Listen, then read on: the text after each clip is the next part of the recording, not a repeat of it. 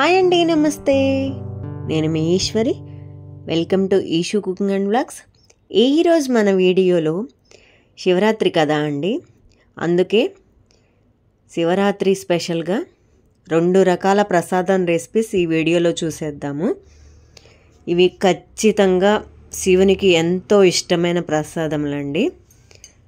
ఒక రెసిపీ ఏమో తంబిట్టు, ఒక రెసిపీ ఏమో గోధుమ పిండి హల్వా అన్నమాట.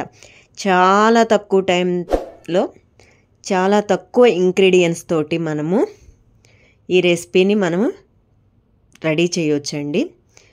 ఇలాంటి రెసిపీస్ మనము చాలా తక్కువ టైంలో ఈజీగా రెడీ చేసుకోవచ్చు.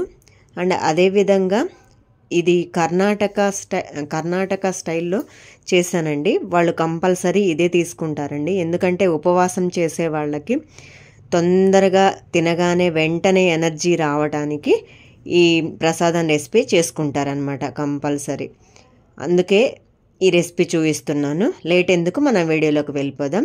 ఫస్ట్ ఒక మిక్సర్ జార్ తీసుకొని 3 కప్పుల వేయించిన శనగపప్పు అండి, 3 కప్పులు తీసుకొని ఒక 5 యాలకులు వేసుకొని బాగా మిక్సీ పట్టేసుకొని ఫైన్ పౌడర్గా ఇలా ఒక జల్లెడ తీసుకొని ఇలా జల్లించుకోవాలండి. ఎందుకంటే దానిలో కొంచెం ఏమన్నా వస్తాయి కదా, సో అందుకే ఇది ఏంటంటే మనం మెత్తగా చేసుకుంటున్నాం కదా, అందుకనే దీన్ని మనం ఒకసారి జల్లించుకొని ఇలా ఒక బౌల్లోకి తీసుకొని పక్కన పెట్టేసుకోవాలి.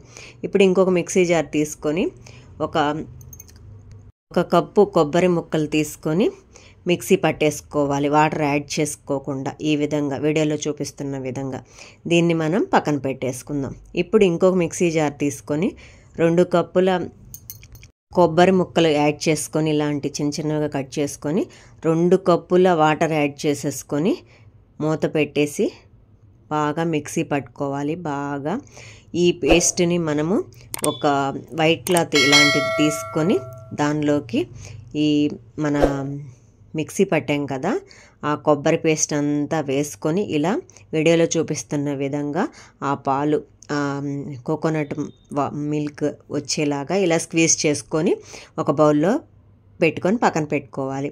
ఇప్పుడు ఒక ప్యాన్ తీసుకొని దాన్ని స్టవ్ పైన పెట్టేసుకొని ఒక 2 కప్పుల తురుముకున్న బెల్లం యాడ్ చేసేసుకొని ఒక 1/4 కప్పు వాటర్ యాడ్ చేసేసుకొని ఈ విధంగా ఒకసారి కలుపుకొని దీన్ని మనం బాగా బెల్లం మొత్తం కరిగేంత వరకు ఇలా ఈ విధంగా వీడియోలో చూపిస్తున్న విధంగా జస్ట్ ఎలా అంటే పానకంలాగా వచ్చే విధంగా మనం దాన్ని కరిగించుకొని పక్కన పెట్టేసుకొని ఇప్పుడు ఇందాక మనం కదా ఆ బౌల్లోకి ఈ విధంగా స్ట్రెయిన్ చేసుకుందామండి. ఇలా స్ట్రెయిన్ చేసుకున్న తర్వాత ఇందాక మిక్సీ పట్టేసుకున్నాం కదా మిశ్రమం, అది కూడా యాడ్ చేసేసుకొని మొత్తము ఈ విధంగా ఒకసారి గరిటెతోటి మొత్తం మిక్స్ చేసుకొని ఆ తర్వాత అంత వేడిగా ఉండదండి. ఆ తర్వాత మనం ఇది గరిటె తీసేసుకొని మనం చేతితోటే మొత్తం ఈవెన్గా మిక్స్ చేసుకోవాలండి. చూడండి ఈ విధంగా వీడియోలో చూపిస్తున్న విధంగా.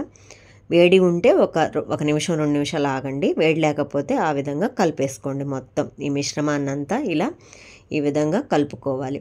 ఇప్పుడు మనం కొంచెం గీ అప్లై చేసుకొని మన అరచేతులకి ఈ విధంగా అప్లై చేసుకొని కొంచెం కొంచెంగా బ్యాటర్ తీసుకొని ఇలా లడ్డూల షేపులుగా చేసుకోవాలండి. లడ్డూలు గుండ్రంగా ఉంటాయి కదా, అలా చేసుకోవాలి. ఈ రెసిపీ చాలా చాలా బాగుంటుందండి. ఒకసారి ఇలా ట్రై చేసి శివునికి నైవేద్యంగా పెట్టేసి మీరు తీసుకోండి. ఎందుకంటే మనకి ఆ రోజు అందరూ ఉపవాసం ఉంటారు కదా, మనము తినగానే మనకి శరీరము సత్తువు కాకుండా నిస్సత్తువు కాకుండా వెంటనే మనకి శక్తి వచ్చేలా ఉంటుందండి ఇలాంటి రెసిపీ. ఇది మీరు కూడా రెడీ చేసేసుకొని దేవునికి నైవేద్యంగా పెట్టి మీరు కూడా స్వీకరించండి. చాలా చాలా ఎనర్జీ వస్తుందండి, తినగానే మనకి అప్పటికప్పుడు శక్తి వస్తుందండి. అందుకే ఇలాంటి రెసిపీస్ కనుక చేసుకున్నామంటే ఇలాంటి ఉపవాసాలప్పుడు మనకి ఇన్స్టెంట్గా అప్పటికప్పుడు మనకి శక్తి వస్తుంది. అండ్ మనము ఇంకొక ప్రసాదం రెసిపీ కూడా ఇదే వీడియోలో చూపిస్తున్నానండి. చూడండి ఎంత బాగున్నాయో మన లడ్డూలు. మీరు కావాలంటే నెయ్యి కూడా యాడ్ చేసుకోవచ్చు వీటిల్లో. ఇంకా కావాలి అనుకుంటే పల్లీలు కొంచెం వేయించి లైట్గా పొట్టు తీసేసి బాగా క్రష్ చేసేసి అవి కూడా యాడ్ చేసేసుకొని దీనిలో వేసుకొని ఇలా లడ్డూల్లాగా చేసుకోవచ్చు. అండ్ కర్ణాటక వైపు వాళ్ళు ఇలా సర్వ్ చేసుకుంటారండి. ఒక బౌల్లో ఒక లడ్డు వేసుకొని ఇందాక కోకోనట్ మిల్క్ మనం స్క్వీజ్ చేసుకున్నాం కదా, అవి ఆ లడ్డు మునిగేంత వరకు వేసుకొని ఇలా తింటారండి. ఆ పాలల్లో వేసుకొని ఈ విధంగా తింటారు. అండ్ మనము రెండో రెసిపీ అన్నమాట గోధుమ పిండి హల్వా. దానికోసం స్టవ్ వెలిగించి ప్యాన్ పెట్టేసుకొని 1 కప్పు బెల్లం మిశ్రమం వేసుకొని 1/4 కప్పు వాటర్ యాడ్ చేసేసుకొని ఈ విధంగా బెల్లం కరిగేంత వరకు చూసుకొని కరిగిన తర్వాత దీన్ని మనం పక్కన పెట్టేసుకుందాము, టర్న్ ఆఫ్ చేసేసుకొని. అండ్ ఒక ప్యాన్ తీసేసుకొని 2 టేబుల్ స్పూన్ల నెయ్యి యాడ్ చేసుకున్న తర్వాత జీడిపప్పు ఎండు ద్రాక్ష అండి, అవి కూడా ఒక 1/2 కప్పు యాడ్ చేసేసుకొని ఈ విధంగా బాగా కలర్ వచ్చేంత వరకు వేయించుకొని వాటిని మాడకుండా చూసుకోండి. వాటిని అదే బౌల్లోకి తీసుకుందామండి. ఇప్పుడు అదే ప్యాన్లో మనం 1 కప్పు గోధుమ పిండి యాడ్ చేద్దాము.